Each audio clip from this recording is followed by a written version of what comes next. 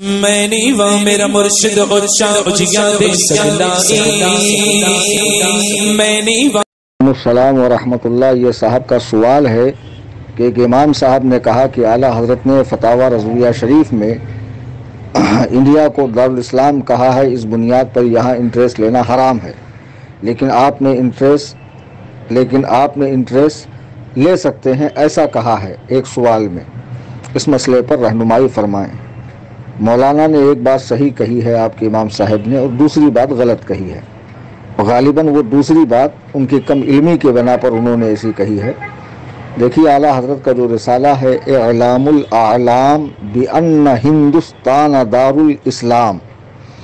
دارالاسلام کی تعریف کیا ہے، اعلیٰ حضرت امام اہل سنت رضی اللہ تعالیٰ نے اس رسالے میں تفصیل کے ساتھ پورا مسئلہ بیان کیا ہے، اور پہلوں نے جو اس مسئلے میں کچھ ان سے خطا ہو گئی تھی، تو اعلیٰ حضرت کا رسالہ پڑھنے کے بعد ہمیں پوری طریقے سے بات سمجھ میں آتی ہے۔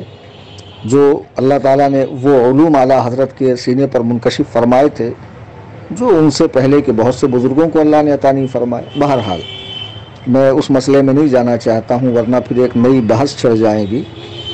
تو کہنے کا مطلب یہ ہے کہ اعلیٰ حضرت امام اہل سنت نے جو ہندوستان کو دارالاسلام لکھا ہے تو واقعتاً ہندوستان دارالاسلام ہے۔ دارالاسلام اسے کہتے ہیں کہ جس میں اسلامی حکومت قائم ہو، یا پھر کبھی اسلامی حکومت رہی ہو اور بعد میں شعار اسلام کی جو علامات ہیں، نشانیاں ہیں، وہ باقی ہوں، اسے مٹایا نہ گیا ہو، یا پھر اس ملک کی سرحدیں اسلامی مملکت سے ملتی ہو۔ یہ تین طرح سے دارالاسلام کہلایا جاتا ہے۔ تو کیا ہندوستان میں مغلوں نے، غزنویوں نے، غوریوں نے، خلجیوں نے، کئی اسلامی بادشاہوں نے راج نہیں کیا ہے؟ اس بنا پر یہ دارالاسلام ہے۔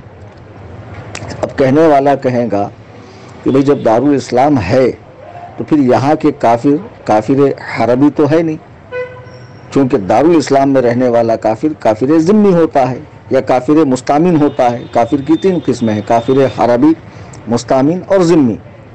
تو پھر آپ یہاں سود کیسے لیتے ہیں، یا بینکوں سے لینے والے سود کو جائز کیسے کہتے ہیں؟ تو ان سے یہ کہنا کہ اب موجودہ دور میں جو حکومت ہے وہ کافروں کی ہے۔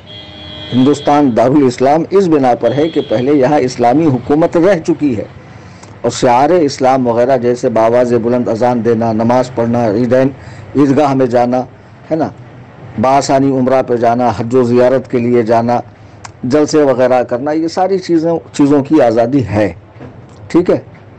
اور اب یہاں جو کافر ہے، کافر کی تین قسمیں ہوتی ہیں۔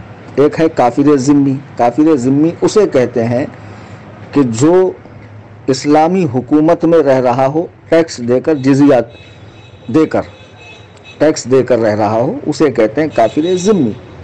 تو ہندوستان میں ابھی حکومت مسلمانوں کی ہے نہیں ہے، کافروں کی ہے۔ اور کافر مستامن وہ کہ جو دارالاسلام میں رہ رہا ہو، بنا ٹیکس دیے مسلمانوں نے اسے امان دی ہو، پناہ دی ہو، لیکن اس سے ٹیکس نہ لیا جاتا ہو، اسے کہتے ہیں کافر مستامن۔ تو مستامن اور ذمی دونوں سے جو ہے نا سود نہیں لے سکتے ہیں۔ اب ہندوستان کے کافر یہ دونوں قسموں میں سے نہیں ہے۔ تو اب جن امام صاحب نے کہا ہے ان سے پوچھئے کہ پھر قسمیں تو تین ہی ہے، حربی، ذمی، مستامن، تو نہ وہ مستامن ہے نہ ذمی ہے، تو پھر کیا ہے؟ تو لازمی بات ہے کہ یہاں کے کافر حربی ہے، اور کافر حربی سے آپ سود لے سکتے ہیں، ٹھیک ہے، نفع اٹھا سکتے ہیں یہاں کی بینک وغیرہ سے۔ اور علماء نے جو ہمارے اجازت دی ہے بحمداللہ، وہ فقہ میں غایت درجہ کی گہری نظر رکھتے ہیں، اس بنا پر انہوں نے اجازت دی ہے۔ اب جو دیوبندی کہتے ہیں کہ اعلیٰ حضرت نے دارالاسلام کہا پھر بھی تم لوگ انٹریسٹ لیتے ہو بینکوں سے، تو ان جہلاء سے پوچھو کہ دارالاسلام اعلیٰ حضرت نے کس بنا پر کہا؟ اس بنا پر کہا ہے کہ یہاں پر پہلے مسلمانوں کی حکومت تھی، نہ کہ اب ہے، نہ کہ اعلیٰ حضرت نے انگریزی حکومت کو اسلامی حکومت قرار دیا ہے۔ پہلے اعلیٰ حضرت کا رسالہ اعلام الاعلام بان ہندوستان دارالاسلام تو پڑھیے، اس کے بعد ہی بحث کیجئے، اس کے بعد ہی منہ کھولیے، نہ کہ اعلیٰ حضرت نے اب کی حکومت کو مسلمان قرار دیا ہے۔ تو اب ظاہر سی بات ہے حکومت کفار کی ہے، تو کافر یہاں کے حربی کہلائیں گے۔ اب دیوبندی اگر اسے دارالحرب مانتے ہیں، دارالاسلام نہیں مانتے ہیں، تو دارالحرب میں دو ہی باتیں ہوں گی، یا تو یہاں سے ہجرت واجب ہوگی یا تو یہاں جہاد کرنا فرض ہوگا۔ تو دیوبندی نہ تو جہاد کر رہے ہیں نہ تو ملک چھوڑ کر جا رہے ہیں، جہاد تو کر نہیں سکتے ہیں۔ یہ تو دارالاسلام ہی میں جہاں مسلمانوں کی حکومت، وہیں مسلمانوں کو بم لگا کے مار سکتے ہیں۔ ان کی اتنی ہمت تو ہے نہیں کہ کافروں پر حملہ کرے، نہیں کرتے تو ملک چھوڑ کر چلے جائیں۔ تو خود بھی دارالحرب کہتے ہو، اور دارالحرب میں جو دو باتوں پر عمل کرنا ہوگا اس میں سے ایک بات پر بھی تمہارا عمل نہیں ہے، تم تو خود ہی پھنسے جا رہے ہو۔ اور ہم نے جو کہا دارالاسلام ہے وہ اس بنا پر کہ پہلے کبھی اسلامی حکومت تھی، اور بینکوں کے سود کو جو جائز کہا ہے وہ اس بنا پر کہ کافر یہاں کے کافر حربی ہے، کافر مستامن یا ذمہ نہیں ہے۔ امید ہے میری بات آپ کو سمجھ میں آئی ہوگی اور آپ اپنے امام صاحب کو میری ریکارڈنگ سنائیں گے۔